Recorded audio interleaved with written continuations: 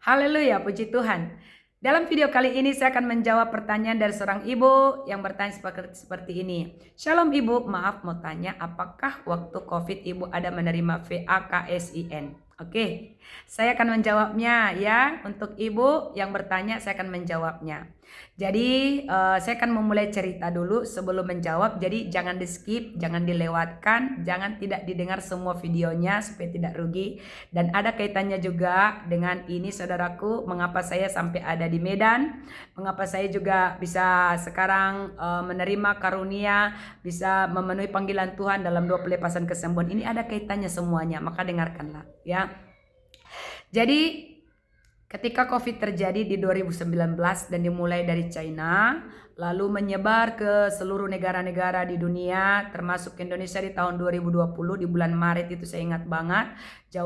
Jawa Bali waktu itu kena paling banyak ya.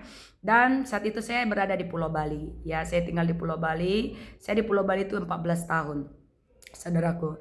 Nah, jadi ketika 2020 COVID-19 membawa kematian yang sangat-sangat banyak kepada manusia di dunia dalam waktu yang sangat singkat, maka timbullah yang namanya VAKSIN, katanya sebagai pencegah, sebagai penyangkal atau sebagai apalah itu, saya nggak tahu lah itu ya, macam-macam lah untuk diberikan ya kepada manusia yang ada di dunia. Nah, dan aturan itu harus diikutin. Kalau tidak ada konsekuensinya. Oke. Awal-awalnya banyak sekali orang-orang tidak mau menerima, ya kan? Awal-awalnya karena dikaitkanlah dengan antikris, dengan angka 66, dengan seperti ini itu. Awal-awalnya banyak, saya lihat sendiri tuh dalam video-video juga saya dengar. Tapi ternyata keadaan memaksa orang-orang untuk menerimanya. Apa saja itu, kalau tidak diterima maka akan putus kerja, tidak akan bekerja lagi, tidak akan kuliah lagi, tidak akan sekolah lagi, tidak begini lagi, seperti itu. Sehingga manusia atau orang-orang pada saat itu mengalami roh ketakutan karena takut tidak makan, takut tidak sekolah, takut tidak ini itu. Nah, saudaraku, saya ada beberapa kali diskusi mengenai ini dengan abang saya. Abang saya yang menanyakan kepada saya, dia bilang, "Dek, apakah pemimpinmu di tempat kau itu menerima atau bagaimana responnya dia terhadap ini?" katanya waktu itu sama saya. Lalu saya bilang seperti ini kepada dia, ngapain kita bertanya seperti itu kepada orang mengenai ini ya? Lebih baik langsung kita tanya Tuhan gitu. Langsung kita tanya aja Tuhan. Kita langsung tanya Tuhan apakah bisa kita menerima ini atau tidak. Karena segala sesuatu apa yang kita masukkan ke dalam kehidupan kita itu, saudaraku, itu harus sekehendak dan seizinnya Tuhan gitu. Karena hidup kita ini adalah baiknya Tuhan. Tubuh kita ini adalah baik Allah ya. Hidup kita ini adalah baiknya Tuhan gitu. Istilahnya apa yang harus kita lakukan, kerjakan itu semua harus sesuai dengan kehendak Tuhan dalam hidup kita. Nah, jadi akhirnya pada saat itu saudaraku, dia pun memutuskan untuk tidak menerima.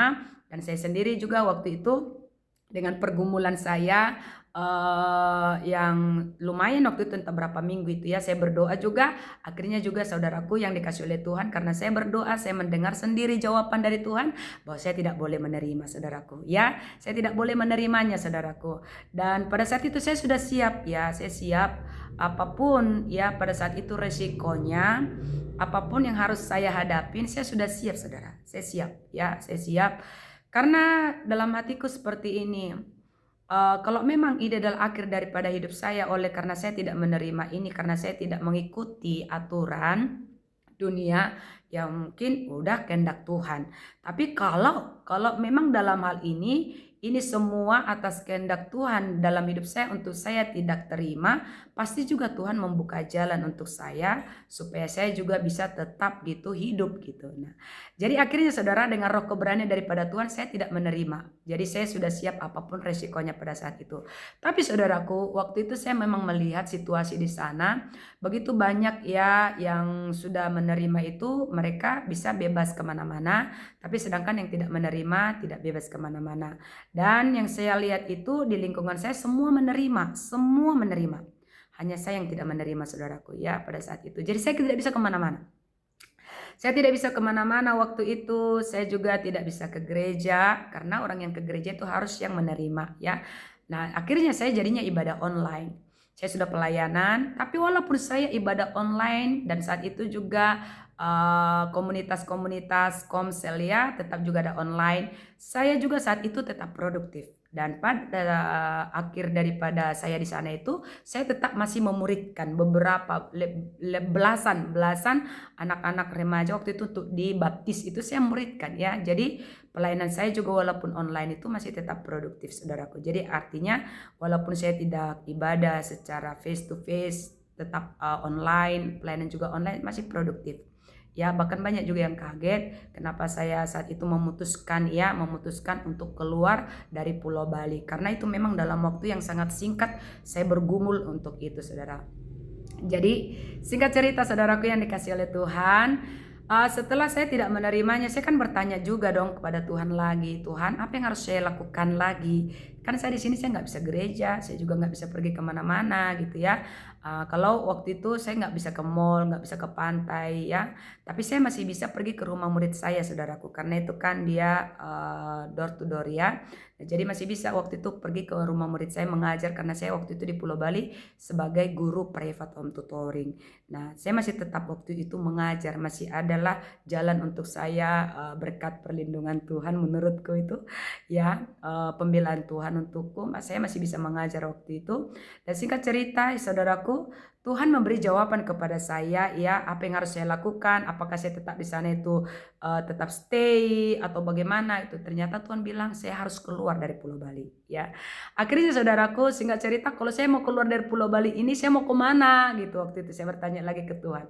Lalu Tuhan jawab saudaraku ya, saya harus pergi ke tempat saya, ke desa saya. Lalu saya bilang, bagaimana saya di sana, apa yang harus saya lakukan di sana gitu ya.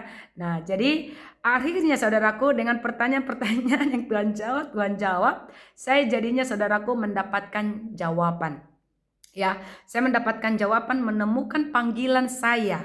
Ya, menerima panggilan saya. Itulah panggilan saya yang sekarang, di mana Tuhan mempercayakan kepada saya karunia untuk mendoakan orang-orang dalam kesembuhan dan pelepasan, saudara. Pelepasan kesembuhan. Mengusir setan-setan, mendoakan orang jadi sembuh, seperti itu.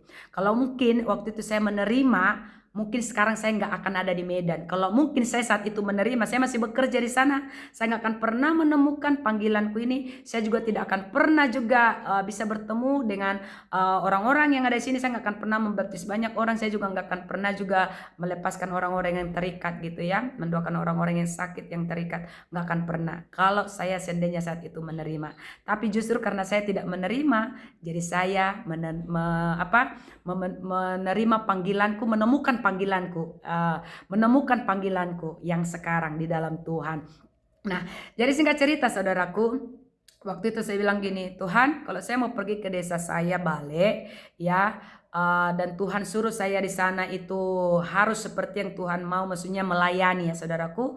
Saya tidak mau keluar dari Pulau Bali cuman hanya pemberita firman. Karena orang di kampung saya, orang di Sumatera Utara itu adalah orang-orang yang paham firman. Ya, orang-orang yang tahu, yang hafal malah. Yang ada nanti mereka balikin kepada saya itu ketika saya memberitakan firman gitu ya.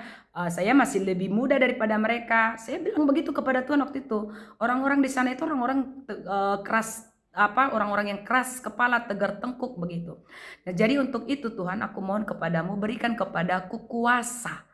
Kalau Tuhan menghendaki saya keluar dari Pulau Bali, berikan kepadaku kuasa. Dan kalau Tuhan sudah berikan kepadaku kuasa, kasih juga tanda kepadaku kalau aku sudah menerima kuasa itu. Nah, jadi singkat cerita saudara, benarlah ya, Tuhan berikan kepada saya kuasa. Dari mana saya tahu? Pada saat itu ada teman saya dia menyuruh saya pergi ke rumah bulenya untuk memberikan uang saudaraku ya. Bulenya ini sakit. Nah, jadi bulenya ini sakit, nggak bisa jalan saudaraku yang dikasih oleh Tuhan, dia di kursi roda. Nah, akhirnya pada saat itu saudaraku saya pergi. Nah, disitulah saudaraku saya menemukan panggilan saya untuk mendoakan orang-orang yang sakit saudaraku. Jadi saya doakanlah bulenya itu saudaraku. Singkat cerita, mujizat Tuhan terjadi, dia bisa berjalan saat itu. Dan disitulah saya menemukan panggilan saya saudaraku. Dan saya bisa keluar dari Pulau Bali. Haleluya.